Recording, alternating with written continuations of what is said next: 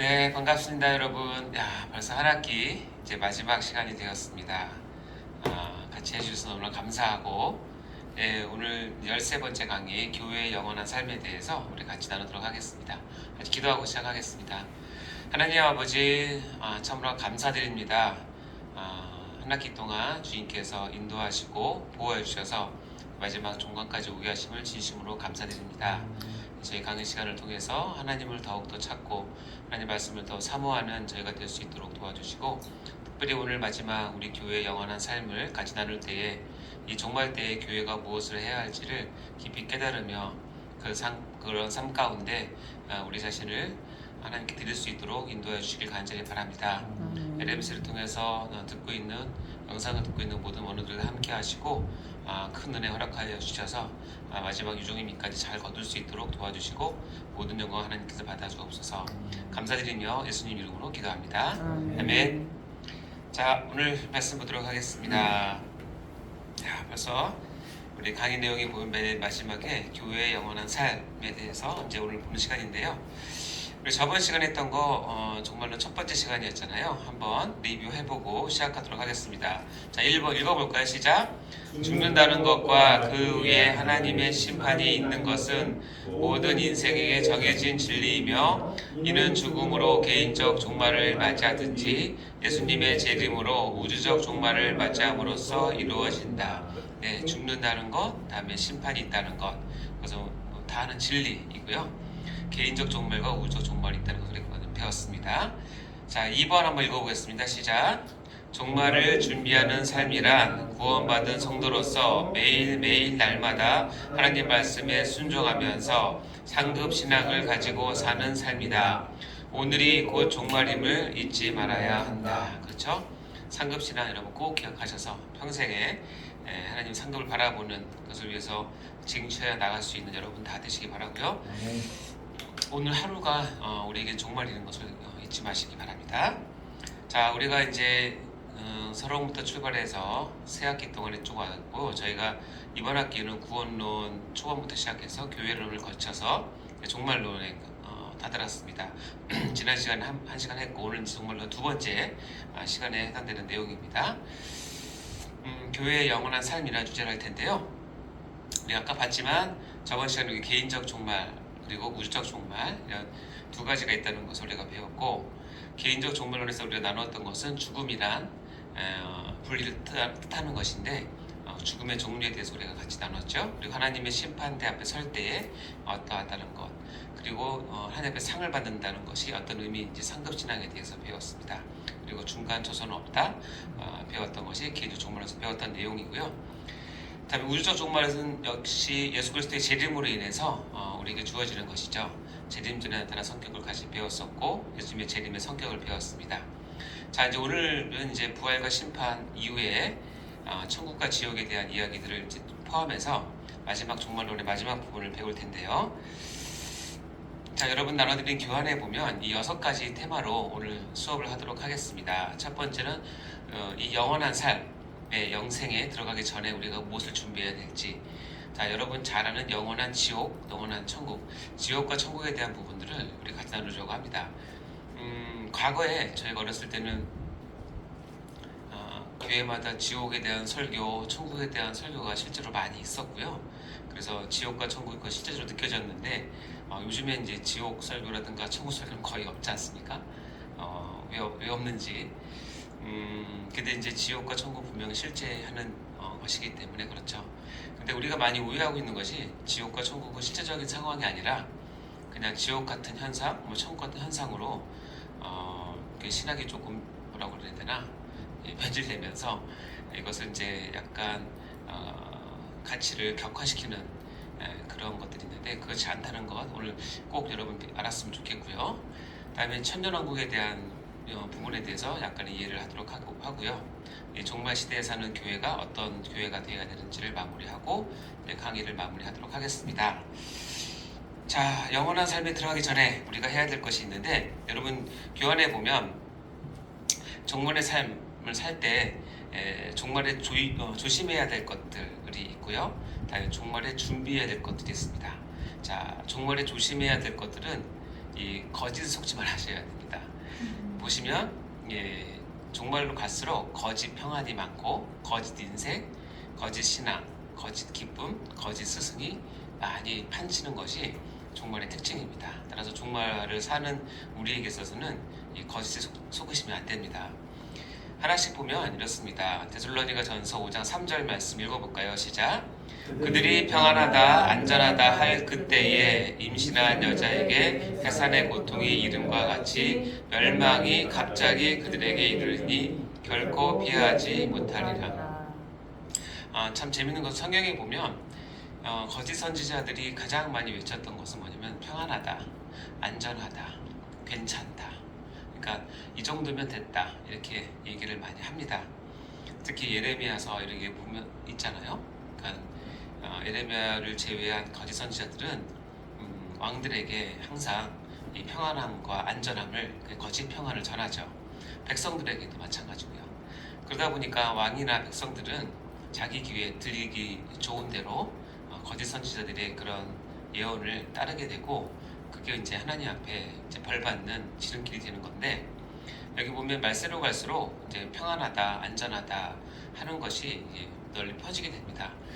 여러분 우리가 삶 살다 보면 교회 다니는 사람 이외들은 종말을 생각하거나 그런 생각은 거의 없죠. 그리고 평안하고 안전하다.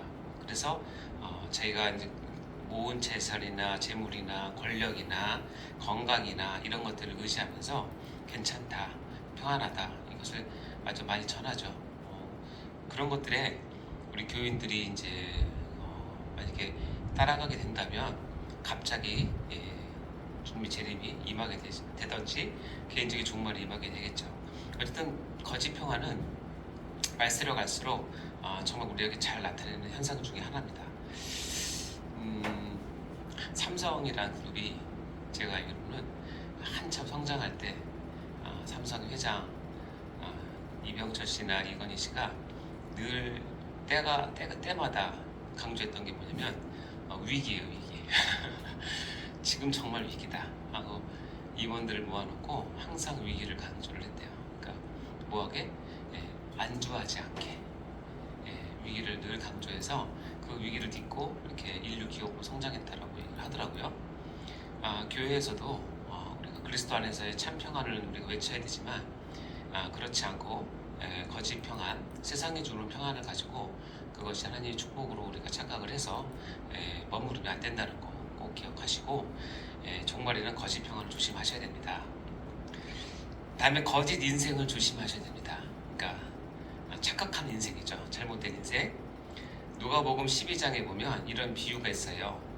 또 비유로 그들에게 말하여 이르되 한 부자가 그 밭에 소출이 풍성함에 심중에 생각하여 이르되 내가 곡식 쌓아둘 곳이 없으니 어찌할까 하고 또 이르되 내가 이렇게 하리라 내 곡간을 헐고 더 크게 짓고 내 모든 곡식과 물건을 거기 쌓아두리라 라고 얘기를 해요. 한 부자가 있었는데 어쨌든 소출이 굉장히 많았나 봐요.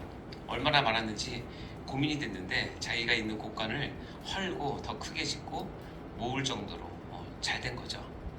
근데 이 부자가 그 물질에만 관심 있는 게 아니라 밑에 보면 어떻게 돼 있어요? 또 내가 내 영혼에게 이르되 영혼아 하면서 자기 영혼도 위할 줄 알아요. 그러니까 재테크도 잘하지만 영혼이 있다는 것도 아는 아주 지혜로운 사람이라고 볼 수 있죠. 우리 입장에서 보면 자기 영혼한테 얘기합니다. 내 영혼아 여러 해 쓸 물건을 많이 쌓아두었으니 편안히 쉬고 먹고 마시고 즐거워하자. 아주 행복한 비명인 것 같습니다. 근데 이 부자를 하나님은 어떻게 평가하시는 줄 아세요? 그 밑에 보면 읽어보세요. 첫 줄 시작. 하나님은 이르시되 어리석은 자여. 어리석은 자라고 평가를 하세요. 우리 입장에서 하나도 어리석은 자가 아니고 참 인생 참 즐기고 잘 사는 사람인데 재테크도 잘하고 자기 영혼도 위할 줄 알고 그쵸? 근데 하나님은 정확히 얘기합니다. 어리석다라고. 이유는 한 가지인데 오늘 밤에 내 영혼을 도로 찾으리니 그러면 내 준비한 것이 누구 것이 되겠느냐 하셨으니 자기를 위하여 재물을 쌓아두고 하나님께 대하여 부여하지 못한 자가 이와 같다라고 얘기를 합니다. 즉 이 부자는 자기 전에 속은 거예요. 그러니까 거짓 인생을 산 거죠. 뭐냐면 재물을 많이 얻어서 그것을 먹고 마시고 자기를 위해서 쓰면 자기 영혼도 잘 될 거라고 속고 있는 거예요. 근데 하나님은 분명히 얘기합니다. 영혼의 주인은 하나님이라 하는 것을 분명히 얘기하죠. 그래서 그 사람은 어리석은 자라고 얘기합니다.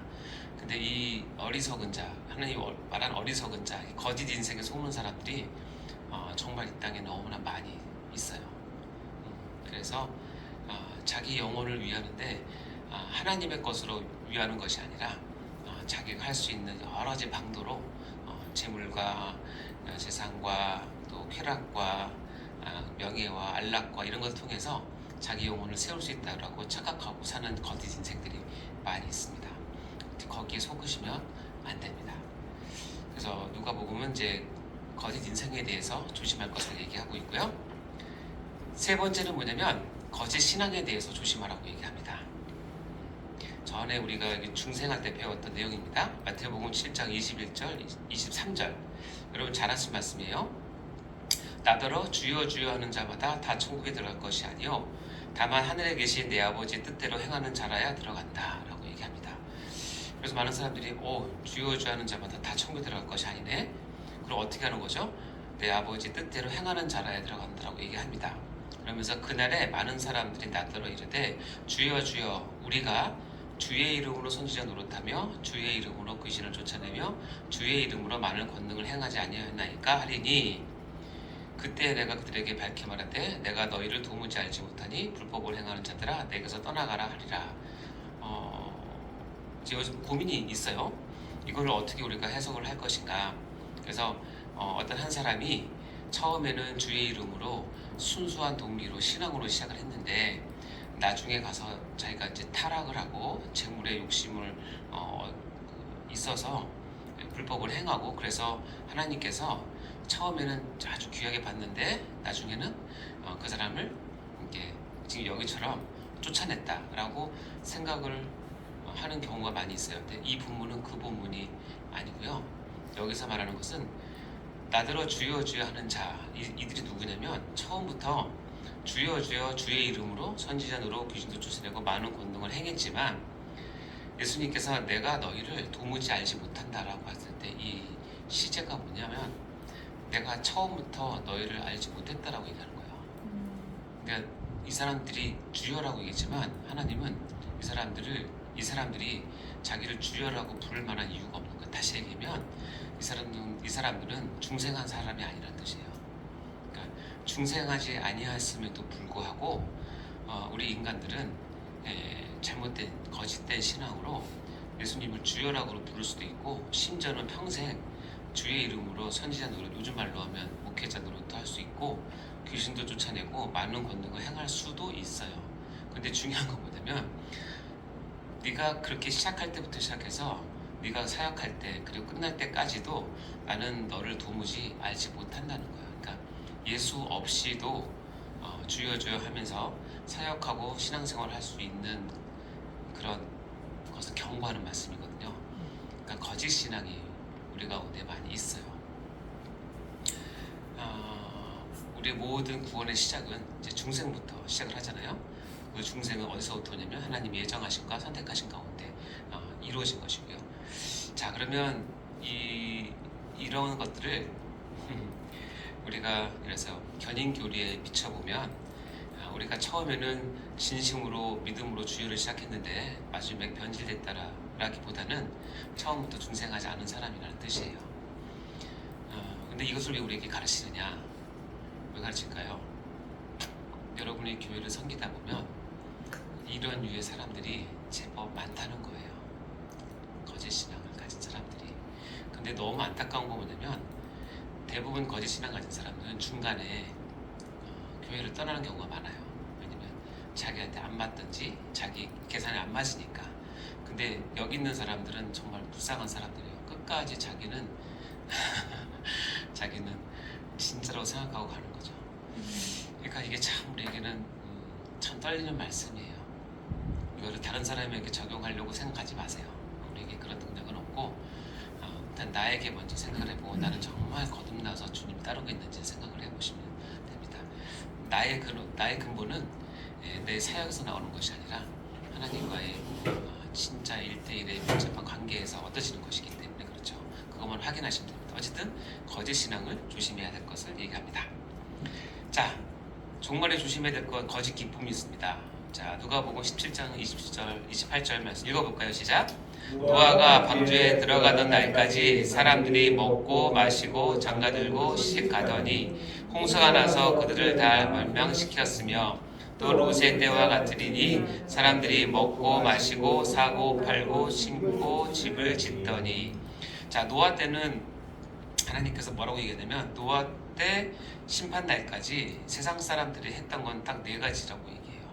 먹고 마시고 장가가고 시집가고. 다 뭐냐면 기쁨, 쾌락을 가지고 있는 것들이죠.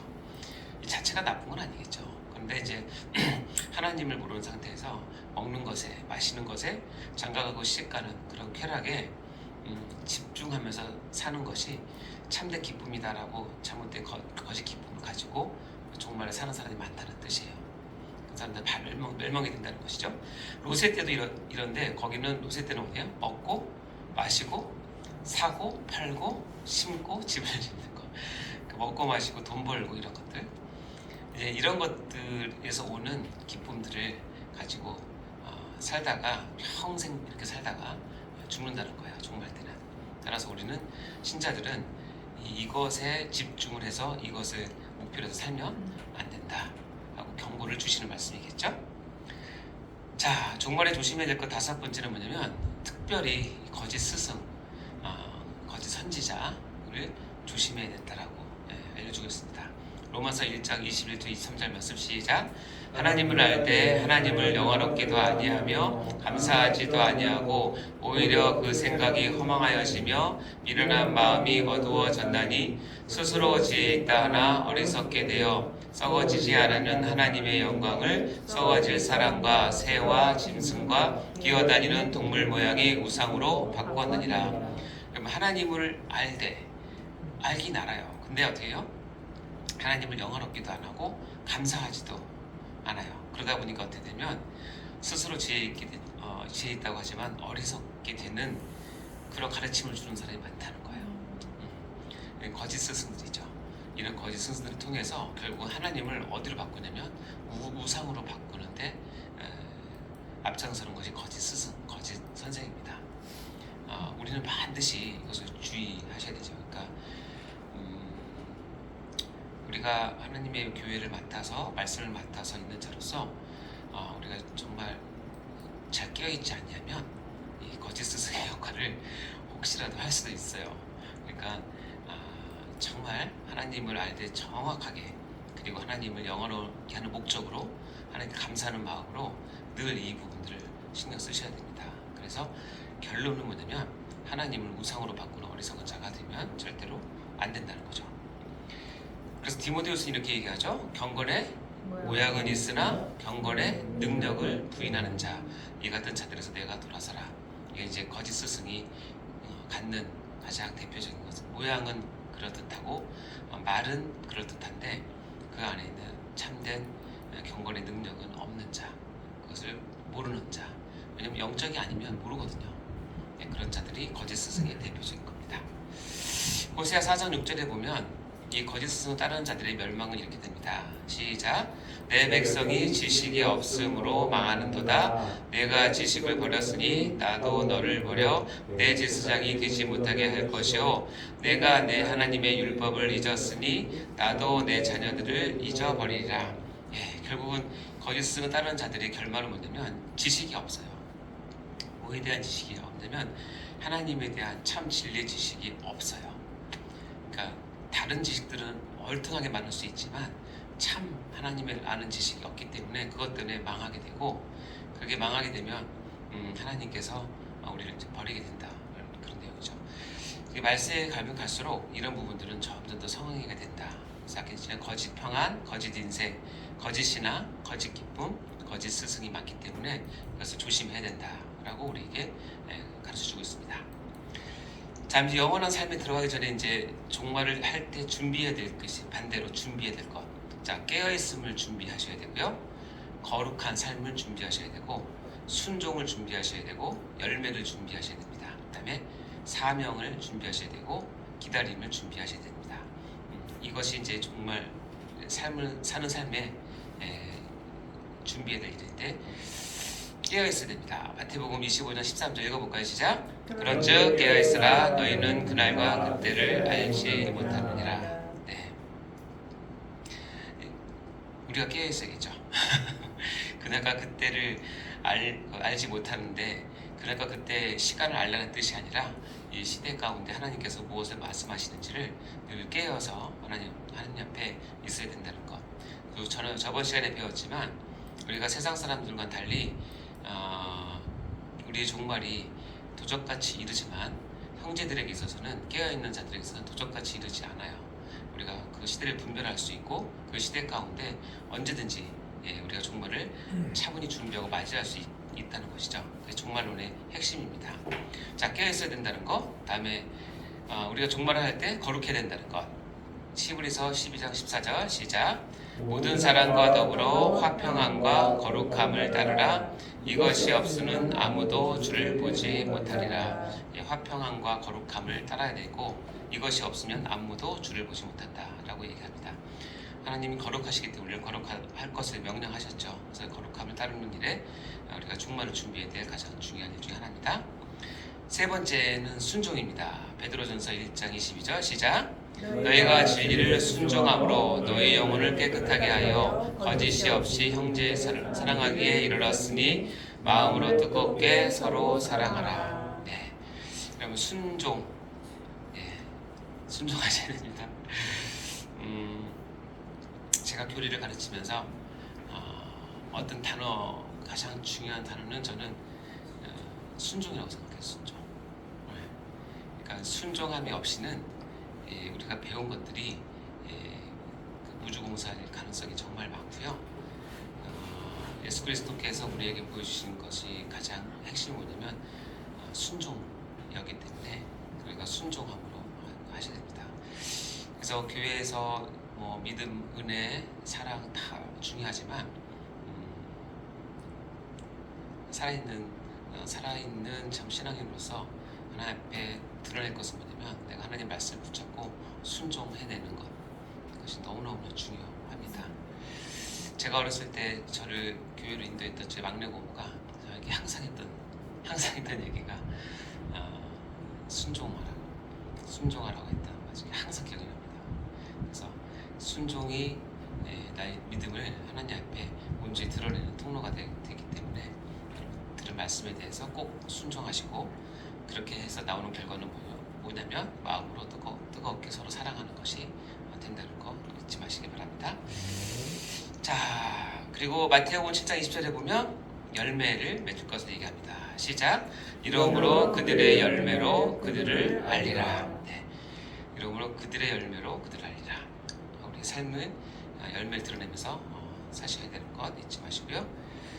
자, 사도행전 1장 6절부터 8절 말씀에 보면 종말에 준비해야 될 것이 사명입니다. 사명을 붙들고 끝까지 가셔야 되는데, 자, 위에 전반부 읽어보면 이렇습니다. 읽어볼까요? 시작. 그들이 모였을 때 예수께 여쭈어 이르되 주께서 이스라엘 나라를 회복하심이 이때니까 하니 이르시되 때와 시기는 아버지께서 자기의 권한에 두셨으니 너희가 알 바가 아니요. 자, 앞부분은 뭐냐면 너희 알 바가 아니라는 거예요. 중요한 건 뭐냐면 때와 시기는 우리가 알려고 하지 말고 알 필요도 없고 그건 하나님께서 알아서 하신다라고 분명히 얘기했죠. 그리고 이제 우리가 집중해야 될 부분이 뒷부분에 나와요. 뒷부분 읽어볼까요? 시작. 오직 성령이 너에게 임하시면 너희가 권능을 받고 예루살렘과 온 유대와 사마리아와 땅끝까지 이르러 내 증인이 되리라 하시니라. 알 바가 아닌 것에는 관심을 안 가지시면 되고 내 증인이 되라고 하셨던 부분에서 관심을 가지고 사시면 돼요. 즉 잘못된 이단들이나 잘못된 종말론자들이 거꾸로 하기 때문에 문제예요. 항상 알 바가 아닌 것을 꼭 하려고 하고 하라고 하는 부분은 안 하니까 문제가 되는 거잖아요. 그러니까 우리는 어떻게 알 바가 아닌 것은 그냥 묻어두시면 돼요. 하나님께서 하실 것을. 그리고 밑에는 내 증인이 되리라고 하는 이 말씀에 여러분 사명을 다 거시면 됩니다. 그러니까 우리는 사명을 완수하면서 이 영원한 삶의 준비를 해야 되는 것이죠. 자, 밑에 보면 누가복음 12장 42절 43절 말씀 있는데 읽어볼까요? 시작. 주께서 이르시되 지혜 있고 신실한 성직이가 되어 주인에게 그 집 종들을 맡아 때를 따라 양식을 나누어 줄 자가 누구냐? 주인이 이를 때에 그 종이 그렇게 하는 것을 보면 그 종은 복이 있으리로다. 네, 마지막까지 해야 될 거냐면 때를 따라 양식을 나누어 줄 자. 이 시대에 하나님의 양식을 나눠줄 줄 하나님께서 부르시고 찾으십니다. 그리고